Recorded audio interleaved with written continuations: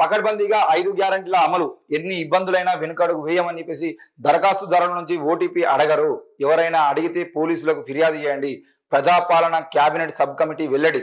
Congress party Telangana ప్రజలకు ఇచ్చిన హామీ మేరకు 6 గ్యారెంటీలను అమలు చేసి తీరుతాం. ఇప్పటికే 1 అమలు చేశాం. మిగతా 5ంటిని నిర్దేశిత గడువులోగా అందిస్తాం. ప్రజల నుంచి పెద్ద ఎత్తున వచ్చిన స్పందనను జీర్ణించుకోలేక కొంతమంది దురుద్దేశపూర్వకంగా రాజకీయం చేస్తున్నారు. ఎన్ని ఇబ్బందులు ఎదురైనా వెనుకడు వేయం అని ప్రజాపాలనపై ఏర్పాటు చేసిన సబ్ కమిటీ తెలిపింది. శుక్రవారం సచివాలయంలో డిప్యూటీ సీఎం బట్టి విక్రమార్క అధ్యక్షతన జరిగిన ఆ కార్యక్రమాన్ని కమిటీ సమావేశానికి రాష్ట్ర ముఖ్యమంత్రి, రాష్ట్ర మంత్రులు దుద్దిల శ్రీధర్ బాబు మిగతా వాళ్ళు పాల్గొన్నారు. మొత్తానికి అయితే ప్రజాపాలన సంబంధించిన విషయంలో దాదాపుగా 6 గ్యారెంటీలకు సంబంధించిన విషయంలో 5 గ్యారెంటీలు పక్కాగా అమలు చేస్తాం. మిగతా 5 గ్యారెంటీలు కూడా పక్కాగా అమలు చేస్తాం. ఆల్రెడీ 1 అమలు చేసినాము. ఎవరు ఎన్ని అడ్డంకులు చేసినా, ఎంత అంటే దానికి ఎన్ని ఇబ్బందులైనా కూడా మేము వెనుకడుగు వేయమని అయితే వాళ్ళు చెప్తా ఉన్నారు. మా కాంగ్రెస్ పార్టీ 6 గ్యారెంటీలకు సంబంధించిన విషయంలో అది కేవలం 6 గ్యారెంటీలు అమలు చేస్తామనే ఐడియాలతోనే మొత్తం ప్రజలనైతే ఒకవైపు చేసింది. మరి బీఆర్ఎస్ పార్టీ మీద ఉన్నటువంటి నమ్మకాన్ని ఈరోజు కాంగ్రెస్ పార్టీ కేవలం 6 గ్యారెంటీలతో తిప్పికొట్టింది. మరి వాళ్ళు ఎన్ని హామీలు ఇచ్చినా, లేదంటే వాళ్ళు ప్రభుత్వం దాదాపుగా 10 ఏళ్ల పాటు వాళ్ళు చేసిన అభివృద్ధిని ప్రజలకు చూపించడానికి ప్రయత్నం చేసినా కూడా అవన్నీ కాకుండా ఈరోజు వీళ్ళు చెప్పిన 6 గ్యారెంటీలకు సంబంధించిన విషయంలోనే అయితే ఇక్కడ విషయం ఏంటి అని అంటే, బీజేపీ కానీ బీఆర్ఎస్ కానీ ఆ 6 గ్యారెంటీలు పనికిరావు, 6 గ్యారెంటీలు పనికిరావు, 6 గ్యారెంటీలు అమలు చేయడానికి వాళ్ళకు కుదరదు అని చెప్పేసి వీళ్ళ 6 గ్యారెంటీలను కలవరించడం బాగా ఎక్కువైంది. 6 గ్యారెంటీల ముచ్చట ప్రజలందరూ మాట్లాడుకోవడం, ప్రజలందరూ ఆలోచించడం కూడా తెర మీదకి వచ్చింది. కాబట్టి ఆ 6 గ్యారెంటీలకు సంబంధించిన విషయంలో తప్పకుండా ప్రజలకి న్యాయం చేయాల్సిన అవసరం ఉంది అని చెప్పేసి ప్రజలందరూ కోరుతున్న క్రమంలో ఇప్పుడు మీడియా కానీ ఎవ్వరు కానీ నోరు తెరిస్తే 6 గ్యారెంటీల సంగతి ఏమైంది అని చెప్పేసి అడుగుతున్నారు. కాబట్టి దాని మీద తప్పకుండా మేము అమలు చేస్తామని చెప్పేసి అయితే కాంగ్రెస్ నేతలు చెప్తున్నారు. మరి ఆలస్యమైనా కూడా కానీ జరగడం మాత్రం పక్కా అని చెప్పేసి వాళ్ళు చెప్తున్నారు. అది ఈ 6 నెలల కాలం కావాలని చెప్పేసి మొదటగా చెప్పినప్పటికీ మరి 6 నెలల సమయం పడుతుందా? మొదటిదైతే అయిపోయింది, మిగతా 5టికి 6 నెలల సమయం పడుతుందా? మధ్యలో లోక్సభ ఎన్నికలు వచ్చిందంటే వాటిని వాయిదా వేస్తారా? ఏం జరుగుతుంది? ఆ 6కు సంబంధించినటువంటి పథకాలకు సంబంధించిన విషయంలో మరి ఎలక్షన్లకు ముందే మరిన్ని పథకాలను కూడా అమలు చేస్తే బాగుంటుంది ప్రజల్లోకి వెళ్ళడానికి.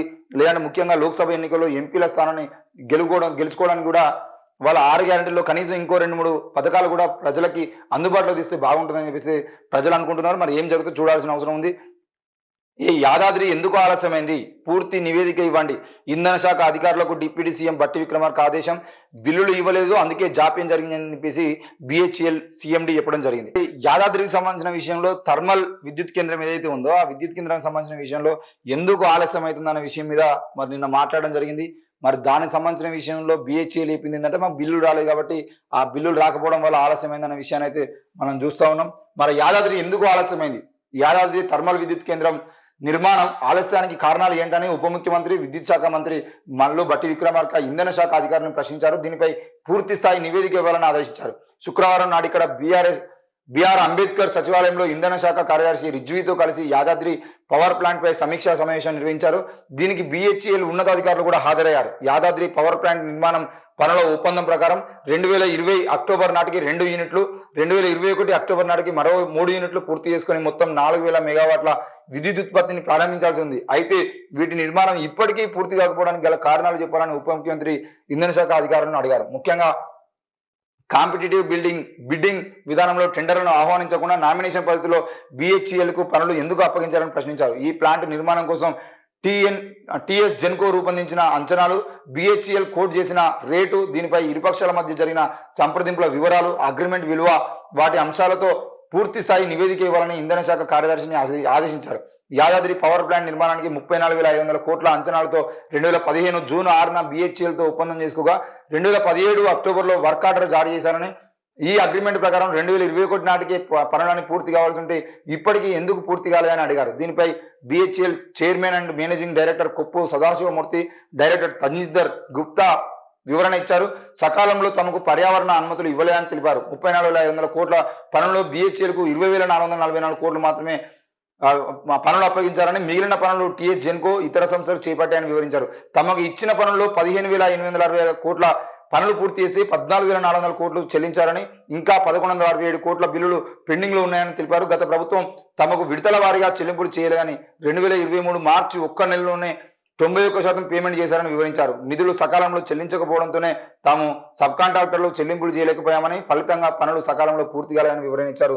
మరి మొత్తానికైతే యాదాద్రి థర్మల్ పవర్ ప్లాంట్‌కి సంబంధించిన విషయంలో ఆలస్యం ఎందుకు అయింది అని చెప్పేసి చెప్తే, బిల్లులు ఇవ్వకుండా అడ్డుకున్నారు కాబట్టి అది జరగలేదు అని చెప్పేసి చెప్తున్నారు. మరి బిల్లులు ఇవ్వకుండా అడ్డుకోవాల్సిన అవసరం ఏమొచ్చింది అంటే, వీళ్ళు కేవలం కావాలని అడ్డుకోకుండా వీళ్ళు మొత్తం కాళేశ్వరం పథకంలో పెట్టిన డబ్బుల వల్ల వాళ్ళకు 2023 వరకు డబ్బులు ఇచ్చేటువంటి పరిస్థితి రాలేదు.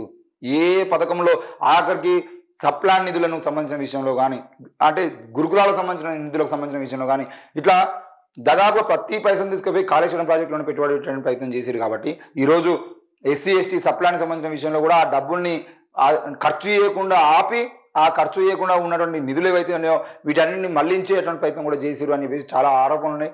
మరి వీటన్నిటికి సంబంధించిన విషయంలో విచారణ చేస్తారా, ఎప్పుడు చేస్తారు, ఏంది అనేది కూడా ఇంకా వేచి చూడాల్సిందే.